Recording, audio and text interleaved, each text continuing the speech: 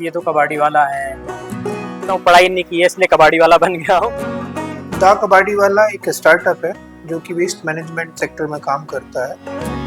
और आज हम यहाँ तक पहुँच गए तो आज अच्छा लगता है कि हमने कर लिया और इतना सोचा नहीं। इसलिए मैं हमेशा सबसे कहता हूँ ज़्यादा सोचना नहीं चाहिए, करो जो मन कर रहा है करो। ज़्यादा से ज़्यादा फेल हो जाओगे बट कुछ सीख जाओगे और आप उसको फिर से नए तरीके से कर सकते हो। तो हम बहुत बार फेल हुए हैं, हमने बहुत कुछ सीखा है, बहुत गलतियाँ की हैं, लेकिन क्योंकि ये हमें कुछ करना था इस सेक्टर में और हमको इंटरेस्ट आता था, हम इसको करते रहे।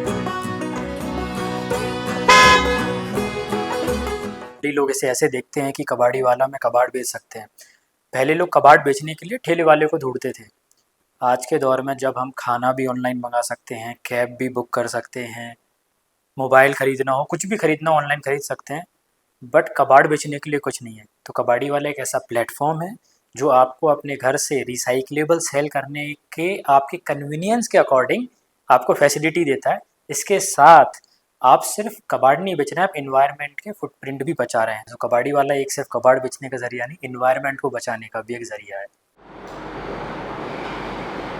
डॉक्यूमेंट तो आई है, उनको मैं शाम को लगाऊंगा। मैं कविंद्र रघुवंशी, द कबाड़ी वाला, भोपाल। अनुराग असाटी, द कबाड़ी वाला। हमें लगा कि टेक्नोलॉजी की हेल्प से लोगों के लिए एक सुविधा होना चाहिए कि अगर किसी को अपने कन्वेंस के हिसाब से वेस्ट को डिस्पोज करना है तो वो कर पाए। तो उसके लिए हमने एक प्लेटफॉर्म बनाया, अपना आईटी स्किल्स को यूज़ करके एक वेबसाइट बनाई।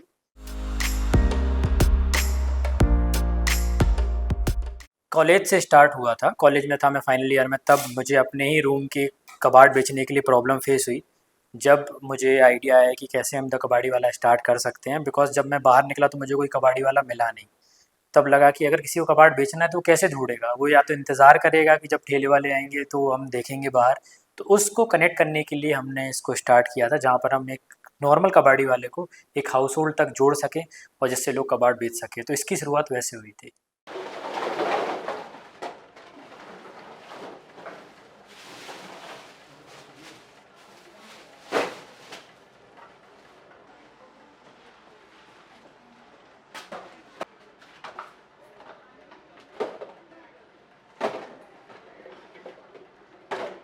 भोपाल में हमने हाउस होल्ड जो कंज्यूमर होते थे उनको टारगेट किया था, फिर रिटेल शॉप और बड़े बड़े कॉर्पोरेट ब्रांड को स्टार्ट किया। भोपाल से लेके हमने शुरू करके फिर इसको इंदौर, लखनऊ, नागपुर, रायपुर में स्टार्ट हुआ। इसके साथ ही अभी इसकी service Mumbai, Bangalore, Pune, Hyderabad, metro cities में भी अवेलेबल है। इसके साथ 500 से ज़्यादा ब्रांड भी जुड़े हुए हैं, लाइक अडानी, रिलायंस, टाटा जैसे ब्रांड्स को भी हमने अपने स्क्रैप मैनेजमेंट की सर्विसेज दी है। ना सिर्फ ये, काफ़ी ब्रांड को हम प्लास्टिक न्यूट्रल करते हैं टेक बैक प्रोग्राम के साथ, जहाँ पर जो भी हम प्रोडक्ट यूज़ कर रहे हैं उनको वापस कलेक्ट करना और पूरे इकोसिस्टम बनाना, ये सारे काम हम करते हैं। याद अगर ऐसे देखें तो बहुत सारे इंसिडेंट हैं। जैसे एक बार मुझे याद है, मैं एक कस्टमर के घर कबाड़ लेने गया था, तो उन्होंने घर से कबाड़ उठाया था, तो वो इस तरीके से बिहेव कर रहे थे, पता नहीं मैं कहाँ से आया हूँ, और वो ऐसे बोल रहे थे चलो वहाँ से कबाड़ ले लो, और जहाँ से कबाड़ उठाया है उन्होंने कॉर्नर पे कबाड़ बाहर रखा हुआ था और वो जगह भी साफ़ करते हुए जाना है यहाँ से। तो वो इस तरीके से लोग वो करते थे। तो ऐसे बहुत इंसिडेंट हुए हैं जहाँ पे लोग इस तरीके से बिहेव करते थे, बट हमारा फोकस कुछ अलग था और हम कुछ अलग तरीके से इसको ले जाना चाहते हैं। तो कभी हमने इन सब चीज़ों को माइंड नहीं किया और हमेशा से चाहते थे कि एक डिग्निफाइड लाइफ दे सकें हम कबाड़ी वालों को।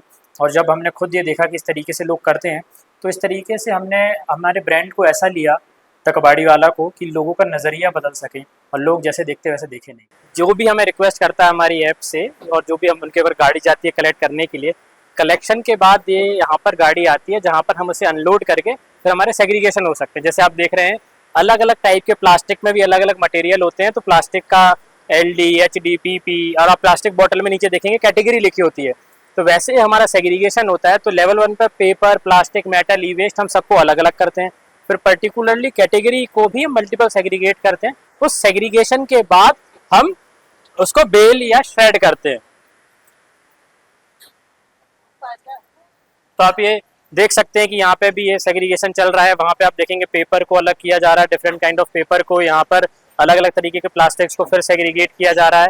ये पूरा आपको स्क्रैप दिखेगा जो भी हम कलेक्ट कर रहे हैं पूरे शहर से, वो पूरा स्क्रैप यहाँ पर आ रहा है। इसके बाद ये मशीन देखेंगे आप जहाँ पर हर प्लास्टिक को बेल किया जाता है। तो बेलर है, मैं आपको दिखाता हूँ यहाँ पे।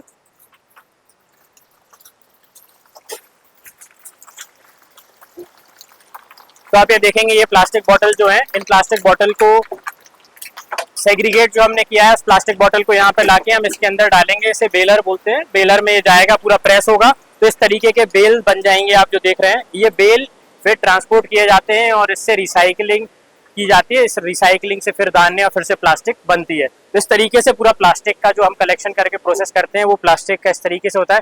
Same with corrugated box, corrugated box को भी हम बेल करते हैं। जैसे आप देखेंगे कॉरुगेटेड बॉक्स रखे हुए हैं यहाँ पे, तो ये कॉरुगेटेड बॉक्स जो आते हैं कलेक्शन में होके, इनको भी हम इस मशीन में डालते हैं। इस मशीन से फिर वो बेल होते हैं और बेल होने के बाद फिर वो रिसाइकलिंग के लिए जाते हैं। तो ये था प्लास्टिक का। मैं आपको दिखाता हूँ पेपर में भी बहुत सारी कैटेगरी होती है, जैसे बुक्स कॉपीज वगैरह भी आते हैं। तो बुक्स कॉपीज आप देखेंगे तो इसमें भी कैटेगरीज होती हैं।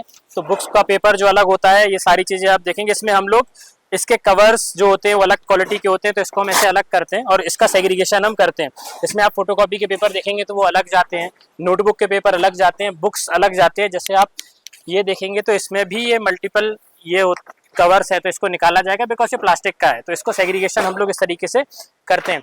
इसका सेग्रीगेशन होने के बाद फिर ये रिसाइकलिंग के लिए जाता है। और हमने ऐसे आप देखेंगे अलग अलग कैटेगरीज बनाए हुए हैं, सेक्शन बनाए हुए हैं, जहाँ पे अलग अलग मटेरियल जो हम कलेक्ट करके लाते हैं सबको सेपरेटली रखा जाता है। तो जैसे आप देखेंगे हमने मैट्रेस का कलेक्शन ड्राइव भी करते हैं, तो उसके कलेक्शन होंगे तो वो यहाँ पर आएंगे। पेपर आपको ऐसे गत्ते ये दिखेंगे तो ये इसका कलेक्शन होगा, तो इसका अलग कलेक्शन होगा, अलग सेक्शन में रखा जाएगा। आप यहाँ देखेंगे तो पॉलीथिन्स का सेक्शन है, तो पॉलीथिन्स रखे जाएंगे। वहाँ पे आप देखेंगे तो ई वेस्ट में CPUs बैटरीज रखे हुए हैं, तो उसका कलेक्शन होगा। आप जैसे आपको पूरे वेयर हाउस में आपको मल्टीपल सेक्शंस दिखेंगे, हर सेक्शन में उसके स्पेसिफिक मटेरियल रखा जाएगा। फर्दर प्रोसेसिंग के बाद बिफोर जब कलेक्शन होके आता है तब उसके बाद फर्दर सेग्रीगेशन के बाद सबका प्रोसेसिंग ऐसे किया जाता है। अगर मैं अपने स्कूलिंग की बात करूं और दमोह से बात करूं तो लाइफ में कभी नहीं सोचा था ऐसा कुछ करूंगा, ऐसा कुछ हो पाएगा।